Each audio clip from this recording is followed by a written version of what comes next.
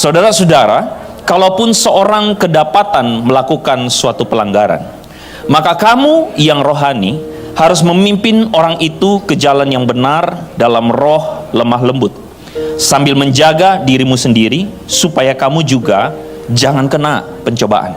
Bertolong-tolonganlah menanggung bebanmu. Demikianlah kamu memenuhi hukum Kristus. Saya teringat sebuah film, yaitu Joker. Menurut saya nggak tahu berapa banyak ada saudara penikmat movie ya. Tapi saya adalah seorang yang selektif. Saya tidak nonton semua film. Tapi ini menurut saya adalah satu film yang sangat menarik sekali. Karena kalau saya nonton film itu antara dua, antara yang nggak mikir banget sama yang mikir banget. Saya nggak suka film di tengah-tengah gitu. Saya suka film kalau nggak mikir banget. Banyak orang kaget waktu tanya, kok lu sukanya film apa? Pixar, saya bilang. Saya suka nonton film kartun. Dan kesukaan saya dari kecil tuh Doraemon. Itu film kesukaan saya. Tapi saya juga suka nonton film yang temanya tuh mikir banget. Mesti mikir, karena saya suka menemukan makna behind the movie. Nah, salah satu film yang menurut saya kalau nonton ini mikir banget, itu salah satunya adalah Joker. Film ini menceritakan tentang asal mula seorang villain dari Batman, ya. Namanya Joker, seperti nama filmnya. Dan film ini menceritakan tentang Joker itu sebenarnya awal mulanya adalah seorang badut atau seorang biasa bernama Arthur Fleck. Arthur Fleck. Dia ini adalah seorang yang kerjaannya badut di sekolah. Tapi dia juga kerjaannya adalah seorang yang muter-muter papan. Kalau saudara tahu di Amerika itu ada orang yang suka berdiri pegang board sign, lalu dia putar-putar pakai baju badut. Tapi somehow entah bagaimana hidup dia itu sangat sedih banget. Dia tinggal dengan seorang ibu yang sedang sakit dan dia harus merawat ibunya. Dia sendiri adalah seorang yang sudah hampir paruh baya, tidak punya pasangan, hidup sendirian, kerja susah, ditolak orang, diejek orang, dibully orang. Sampai satu scene, saudara-saudara, ketika dia dipecat, dia nggak tahu harus bagaimana. Padahal bukan benar-benar kesalahannya juga. Lalu kemudian di bus dia duduk, dan di depan dia ada seorang anak kecil yang lagi liatin dia. Tapi karena kerjaannya badut, apa yang dia lakukan? Dia melucu. Dia melucu kayak bah gitu kan. Bah. Itu anak ketawa. Tapi miris sekali, ibu dari anak ini lalu kemudian bilang sama Arthur, "Kamu jangan ganggu anak saya ya." Dia mencoba untuk menghibur anak ini, tetapi ibu ini sinis kepada Arthur. Dan setelah itu dia cuma terdiam. Dan saudara tahu, berapa detik sesudahnya dia ketawa sendiri. Ini scene-nya. Arthur Fleck. Setelah nonton film ini di 2019, netizen yang maha benar, saudara-saudara, langsung kemudian membuat sebuah quotes. Orang jahat itu berawal dari orang baik yang tersakiti. Saudara setuju nggak dengan quotes ini? Setuju nggak? Kalau saya sih nggak setuju. Kalau menurut saya orang baik yang nggak seharusnya jadi jahat gitu kan. Itu pilihan. Anda punya pilihan untuk jadi orang jahat. Orang baik tidak harus selalu pilihannya cuma satu, jadi orang jahat ketika engkau disakiti. Amin. Amin. Ketika engkau disakiti, pilihannya bukan cuma satu, jadi orang jahat. Bukan. Pilihannya masih tetap jadi orang baik kok. Itu realita, betul nggak? Tapi saya menerima quotes ini dalam sebuah pemikiran bahwa iya, bisa jadi memang ada orang jahat itu adalah ketika orang baik itu tersakiti, akhirnya dia jadi jahat. Saya jadi berpikir, once again, ini kalimat tidak 100% benar, tetapi saya jadi berpikir, mungkin kisah Joker ini akan berbeda ketika ada seorang yang peduli sama seorang Arthur Fleck. Sekali lagi, kisah ini fiksi ya, tapi menurut saya kisah ini akan berbeda kalau ada orang yang peduli sama dia. Saudara-saudara, saya tidak tahu berapa banyak di antara kita hari ini engkau sedang berada di tengah-tengah komunitasmu, dan tengah keluargamu, pasangan, orang tua, anak, dengan teman-teman kerja, rekan, apapun konteksmu hari ini. Saya percaya bahwa di tengah-tengah kita hari ini ada orang-orang yang sedang tersakiti. Di tengah-tengah kita hari ini ada orang-orang yang sedang ada di dalam bottom rock in their life. Ada orang-orang yang ada dalam fase hit the bottom rock. Orang-orang yang ada dalam fase yang sangat bawah di dalam kehidupan mereka. Mereka sedang ada dalam pergumulan, ide pergumulan apapun itu. Mereka sedang ada dalam masalah yang banyak. Bahkan sebagian di antara mereka seperti apa yang dikatakan di dalam Galatia pasal 6 ayat yang pertama ini. Ketika dikatakan, saudara-saudara, kalaupun ada seorang di antaramu kedapatan melakukan suatu pelanggaran. Saudara, kadang psikologi kita adalah kita selalu melihat orang yang melakukan pelanggaran itu sebagai seorang yang sengaja melakukan pelanggaran. Oh, bisa jadi dia sengaja. Dan kita selalu berpikir bahwa orang yang melakukan pelanggaran itu adalah seorang yang akan menikmati melakukan pelanggaran. Iya enggak, saudara? Satu kali ada seorang anak remaja datang sama saya, lalu kemudian dia bilang sama saya, kok aku tuh hopeless sama my mom. Kenapa kamu hopeless? Dia kalau keluarin satu kata. Nah kan, saudara-saudara, kadang-kadang kita mendapati orang yang sedang ada dalam kegagalan, orang yang sedang ada dalam kesalahan, kita selalu pendekatannya bisa jadi, saudara-saudara, pendekatan kita adalah selalu merasa bahwa orang tersebut adalah orang yang patut untuk dituding. Dia sedang ada di dalam satu keadaan paling buruk dalam hidupnya. Dia bisa jadi adalah seorang yang tadinya berharap menjadi seorang suami yang baik. Ketika dia berharap jadi seorang suami yang baik, entah dalam perjalanan dia jadi gagal. Saudara, ketika dia sedang gagal, kita sebagai istri atau kita sebagai anak, kita akan melakukan apa? Sometimes pendekatan kita adalah, tuh kan, lagi kan? Iya enggak? Kadang-kadang seorang istri dalam belajar untuk menjadi seorang istri yang baik, kadang-kadang masih belum match up, betul nggak? Kadang-kadang masih belajar, tapi sometimes pendekatan kita kurang sabar. Kita selalu menuding, tuh kan? Anak kita belajar, kita ajarin anak kita untuk melakukan yang baik, yang begini dan begini. Sometimes kita jadi orang tua, kita nggak sabar, dan kita selalu menuding, tuh kan? Saudara, kata ini, kan? Ini kata ampuh banget, sakti banget. Satu kata aja, tapi bisa mendiscourage orang. Katakan sama-sama, discourage. Kata discourage itu adalah satu kata yang menurut saya erat kaitannya dengan pekerjaan seorang tokoh dalam Alkitab, namanya iblis. Iblis itu pekerjaannya adalah mendakwa. Setuju? Mendakwa. Saudara, firman Tuhan mengatakan hanya ada satu hakim yang adil, yaitu Tuhan. Dan selebihnya, saudara-saudara, ketika engkau didakwa dan sebagainya, saudara, sometimes kita mesti hati-hati. Jangan-jangan kita tuh menjadi agennya iblis malah. Ketika kita kerjanya malah mendakwa, ketika kita kerjanya menuding. Dan sedihnya adalah orang yang menuding bisa jadi yang melakukannya adalah orang-orang yang rohani. Kamu yang rohani, ketika mendapati sebuah kesalahan, kamu harus memimpin orang itu ke jalan lemah lembut. Saya suka melihat sebuah karya seni. Di depan ini, saudara, saya nggak tahu saudara pernah lihat, teman-teman pernah lihat lukisan ini nggak? Ini adalah lukisan karya seorang seniman Belanda namanya Rembrandt van Rijn. Kalau saudara lihat, ada yang tahu kira-kira? Udah ada judulnya ya, salah juga saya, kenapa saya taruh judulnya. Judulnya ada Prodigal Son. Prodigal Son ini adalah sebuah penggambaran, visualisasi parable yang Tuhan munculkan dalam Lukas pasal 15. Kisah anak yang hilang. Kita tahu ceritanya ya. Singkat cerita, ada seorang bapak punya dua anak, yang sulung, yang bungsu. Lalu yang sulung bilang sama kepada bapaknya, "Pak, give me warisanku." Lalu kemudian dia pergi, dia berfoya-foya. Jahat deh, kurang ajarnya anak. Dia meninggalkan ayahnya, dia melakukan senang-senang, dia foya-foya, dia habiskan uangnya, pakai minum mabok, main perempuan dan sebagainya. Dan ketika dia sedang benar-benar sudah gagal, hancur hidupnya, dia sadar bahwa, well, gue nggak menemukan kebahagiaan sejati di sini, di luar rumah bapakku. Lalu dia pulang. Ketika dia pulang, ceritanya selanjutnya adalah dia disambut oleh bapaknya, dipeluk oleh bapaknya. Lalu cerita ini adalah cerita yang indah sekali. Tapi banyak orang berpikir bahwa cuma satu anak yang hilang. Betul ya? Siapa yang hilang? Yang bungsu. Yang kelihatan saudara lihat di bawah itu lusuh, bajunya jelek banget, udah botak, dekil, bau, hidup lagi kan gitu kan ya. Saudara lihat penggambarannya begitu dekil, begitu lusuh, begitu rusak. Orang berpikir yang hilang itu cuma itu. Tapi kalau saudara perhatikan baik-baik dalam lukisan tersebut, ada beberapa tokoh, ada bapak, ada anak bungsu, dan ada satu orang yang berdiri dengan melipat tangan.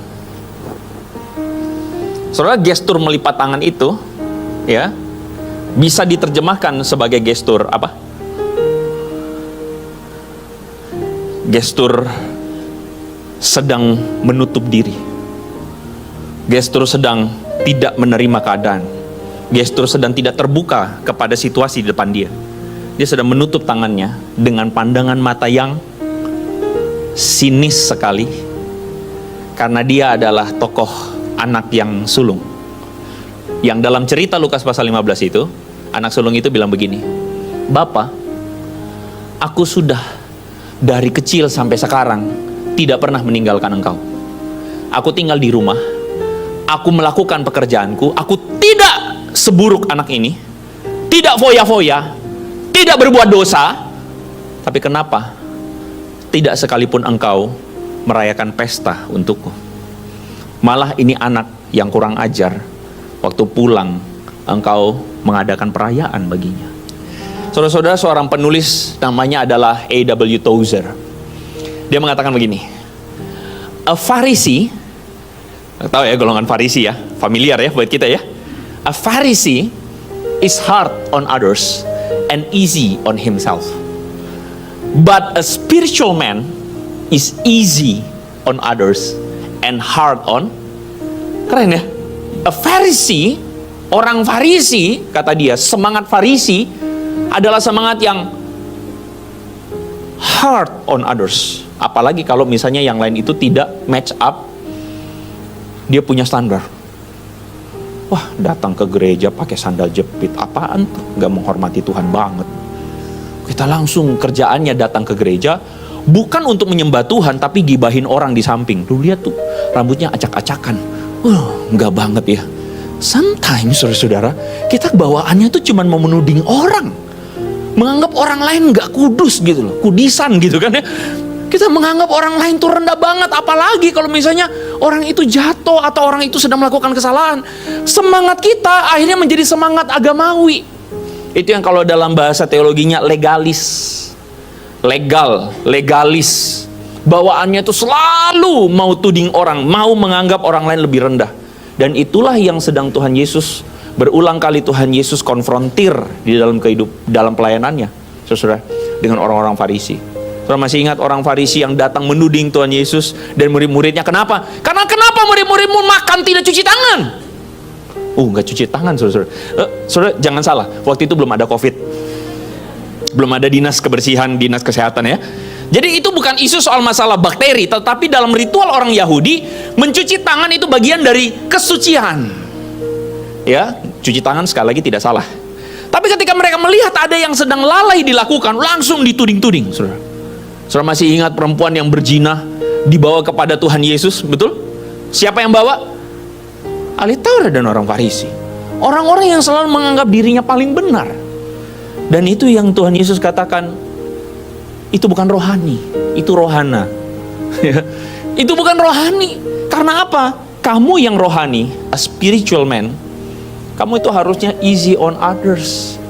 Kamu harus punya belas kasih kepada orang. Kamu seharusnya seperti aku gitu loh. Kamu harus punya belas kasih kepada orang. Untuk apa? Belas kasih kepada orang lain supaya orang lain itu bisa bertobat. Somehow yang membuat orang lain sulit bertobat itu adalah tudingan. Yang membuat orang bisa bertobat itu adalah penerimaan, saudara. Dimulai dengan penerimaan. Maka kamu yang rohani, kata Galatia pasal yang pertama, Galatia pasal yang ke-6 ayat yang pertama. Maka kamu yang rohani harus memimpin orang itu ke jalan yang benar dalam roh lemah lembut. Menarik ya? Kalau saudara baca di dalam waktu ketika Yesus masuk kota Yerusalem, dia mengendarai apa? Keledai. Nah, firman Tuhan mengatakan dia mengendarai keledai untuk menggenapi apa yang dikatakan di dalam perjanjian lama. Dia adalah raja yang datang dengan kerendahan hati. Dia adalah raja yang datang dengan lemah lembut. Karena dia adalah tabib yang datang untuk mencari orang yang sakit, bukan orang yang sehat. Dia cari orang berdosa, bukan cari orang yang merasa diri benar. Itu loh Tuhan kita. Tepuk tangannya nggak usah tanggung-tanggung. Firman Tuhan mengatakan dalam bagian ini, Maka kamu yang rohani itu harus memimpin orang itu ke jalan yang benar. Orang kalau ketemu orang yang salah, itu kecenderungan cuma dua. Biasanya, dunia ya. Dunia kalau ketemu orang yang salah, itu kecenderungan dua. Antara swing yang pertama adalah excuse, dan swing yang kedua adalah menghakimi. Iya nggak? Saudara, jangan salah artikan khotbah ini dengan mengatakan, oh kalau gitu kalau ada yang salah ya udah terima aja, ya udah nggak apa-apa kamu salah terus. Itu namanya excuse, dan itu salah. Itu bukan penerimaan, saudara. Itu pembiaran. Amin. Tuhan tidak panggil kita untuk melakukan pembiaran, tapi juga Tuhan tidak memanggil kita untuk melakukan penghakiman buat orang. Jadi kita tidak dipanggil untuk mengexcuse, dan either kita juga tidak dipanggil untuk menjudge orang, tapi kita dipanggil untuk apa? Merestore orang, supaya orang itu kembali menghidupi hidup yang berkenan buat Tuhan, kembali menghidupi hidup yang tepat dan benar. To restore, not to judge, not to excuse, saudara. Makanya dalam bagian ini, ayat yang kedua, saudara, kita baca bagian yang warna kuning. 1, 2, 3. Sambil menjaga dirimu sendiri, supaya kamu juga jangan kena pencobaan. So, saya nggak tahu saudara suka berita geopolitik atau tidak, tapi saya termasuk paling suka berita geopolitik. Saya kalau dulu di rumah udah buka komputer, saya dengerin tuh, oh begini ya, oh begitu ya. Hari ini lagi rame saudara-saudara tentang sebuah ide bagaimana geopolitik antara West and East. Salah satunya direpresentasikan oleh US dan direpresentasikan oleh China. Saudara, entah saudara pro US atau pro China, saya tidak peduli gitu ya. Tapi mungkin fakta yang harus saudara terima hari ini adalah kekuatan dari US itu sedang, saya pikir, melemah. 2 hari yang lalu ada seorang subscriber saya video call. Dia orang Indo yang udah jadi US citizen. Kerjaannya apa saudara tahu? Kerjaannya super bus. Wih, keren ya, dia tunjukin, gini loh bro, gini. Wah keren. Saya suka juga lihatnya. Terus dia bilang, ini di sini nih banyak homeless nih, kata dia. Jejer nih. Dia bilang ini udah kayak, ada satu negara bagian yang dia bilang, lu tahu kan di sini apa ya namanya weed, ganja itu sudah dilegalkan. Jadi banyak homeless di sini tidur jejer. Waktu saya lihat begitu, saya cuma pikir gile ya.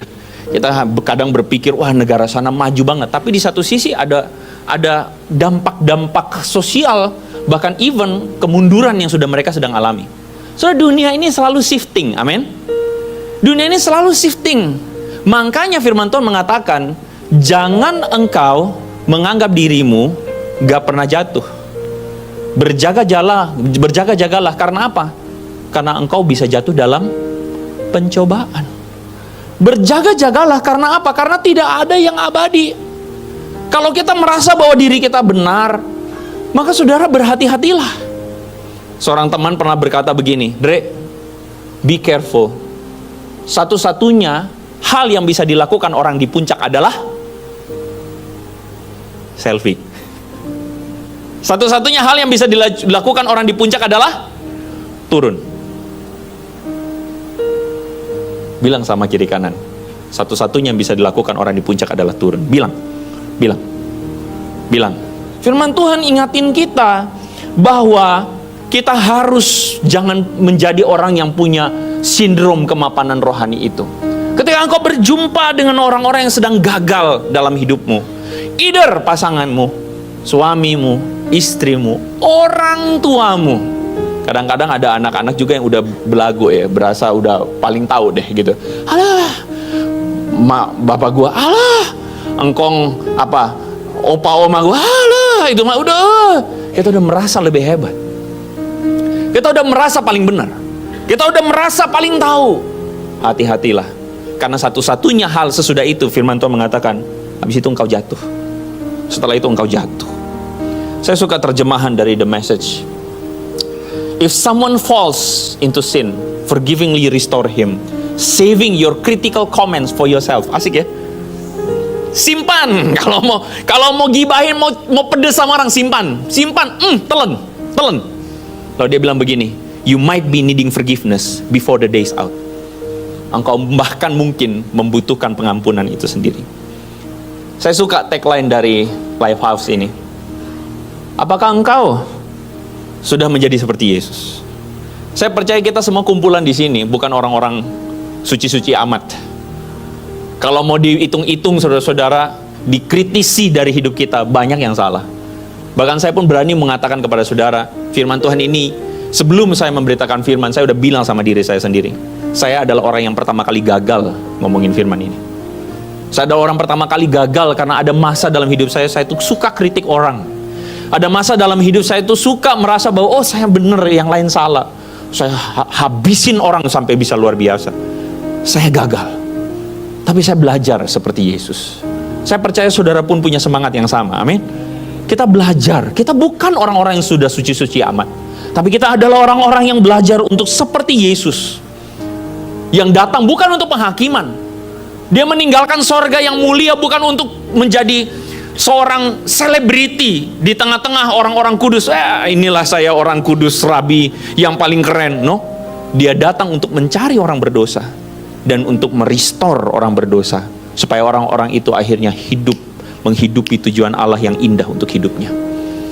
Saudara, masing-masing kita, apapun keadaanmu hari ini, entahkah engkau sedang ada di bottom paling bawah dalam hidupmu, bottom rock dalam hidupmu, entahkah engkau sedang merasa bahwa engkau banyak dosanya dan sebagainya, I have a message for you.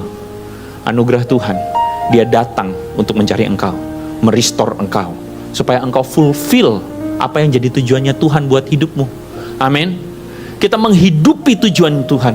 Dan bagi kita komunitas hari ini, Tuhan memanggil kita untuk apa? Tuhan memanggil kita untuk memenuhi hukum Kristus. Makanya judul khotbah hari ini adalah The Law of Christ.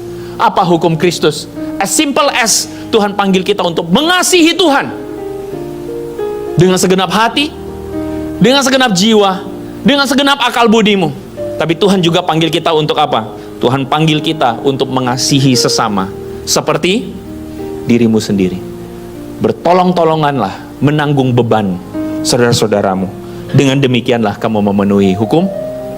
Saya tutup perenungan firman Tuhan ini dengan satu kisah. Kalau dengar begini kan langsung kita melek kan. Waduh, khotbahnya udah mau selesai. Puji Tuhan, udah mau pulang.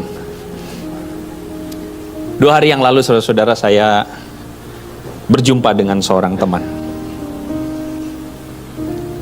Saya pemusik maju ke depan gak apa-apa, silakan. 2 hari yang lalu saya berjumpa dengan seorang teman.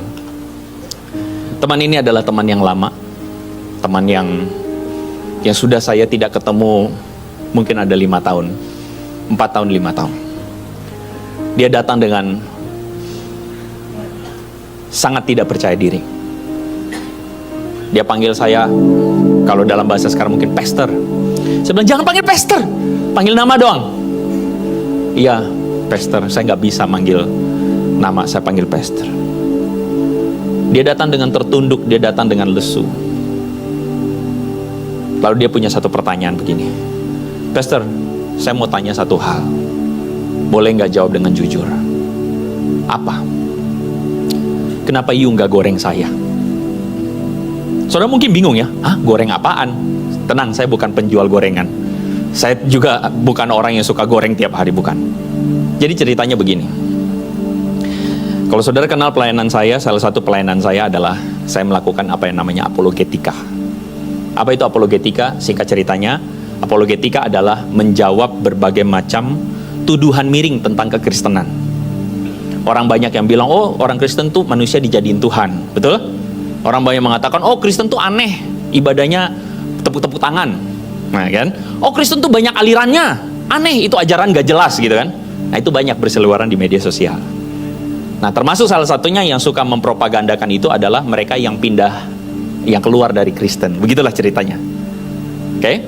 Mereka dipakai lalu mereka ngomong sembarangan tentang kekristenan. Saya melakukan pelayanan itu.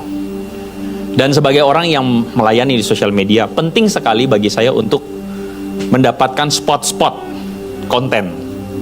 Jadi saya membahas, saya menjelaskan kekristenan itu apa sebenarnya. Banyak orang yang nggak tahu tentang kekristenan, bahkan orang Kristen pun nggak tahu tentang kekristenan. Teman saya ini bertanya sama saya, kenapa you nggak goreng saya? Kalau saudara mengerti apa maksudnya, mungkin saudara sudah mulai paham nih. Teman saya ini pernah meninggalkan Kristen. Dia adalah seorang pelayan Tuhan tadinya. Dia adalah seorang yang melayani. Tapi entah satu masa dia pindah agama lain. Videonya tersebar. Di situ dia ngomong bahwa dia meninggalkan Kristen dan sebagainya, dan orang pakai. Kalau saudara ya sebagai konten kreator, itu bahan enak untuk digoreng. Betul nggak? Bahan enak untuk saudara pakai. Lalu dia bilang, kenapa you nggak goreng saya, pastor? Saya bilang, jangan anggap saya kudus-kudus banget ya. Saya bilang begini, as simple as saya cuman pernah tahu bahwa kita sama-sama melayani, bro. Saya bilang, kamu dan saya pernah sama-sama kita pelayanan bareng-bareng dari bawah. Aku tahu kamu rekanku, kamu saudaraku. Dan aku cuman berdoa waktu itu. Aku nggak tahu bagaimana kontak kamu, karena dia lost contact langsung. Tiba-tiba dia udah pindah. Saya cuma bilang, sejujurnya waktu itu I pray for you. Dan saya tidak tahu saya mesti kontak kamu bagaimana. Tapi I believe dan I hope one day you back, kamu kembali. Aku berdoa bahwa satu saat kamu kembali. Dan hari ini I thank to God, kamu ada di depanku dan kamu kembali. Well, ketika saya merenungkan firman Tuhan ini, saya pikir, Tuhan, semoga saya tidak pernah jatuh seperti keadaan itu. Tapi saya berharap saya punya hati seperti Yesus. Saya berharap saya mau menerima orang yang bisa gagal. Karena saya percaya bahwa kalau Tuhan percaya sama hati kita, kita bisa jatuh, kita bisa gagal, amin. Tapi saya percaya Tuhan bukan Tuhan yang buangin kita. Dia bukan Tuhan yang kemudian berhenti berkatin kita gara-gara apa? Gagal nih, lu maki orang di jalan. Bisa nggak Tuhan kayak gitu? Bisa nggak? Bisa banget. Lu nggak kepake lah. Karena apa? Lu bohong sama istri lu. Gue berhenti berkatin lu. Gila, kalau Tuhan kayak gitu, mati kita semua. Iya nggak? Tapi dia adalah Tuhan yang percaya. Dia percaya bahwa kita mampu untuk kembali. Dia percaya kita mampu untuk rebound. Dia percaya bahwa kita mampu untuk menjadi seperti dia. Amin. That's why kalau Tuhan punya pengharapan, dia percaya sama kita. Kenapa kita nggak punya hati yang sama seperti Yesus? Bapa, kau setia, takkan meninggalkan, dan ku percaya Engkau milikku dan ku milikmu. Kerinduanku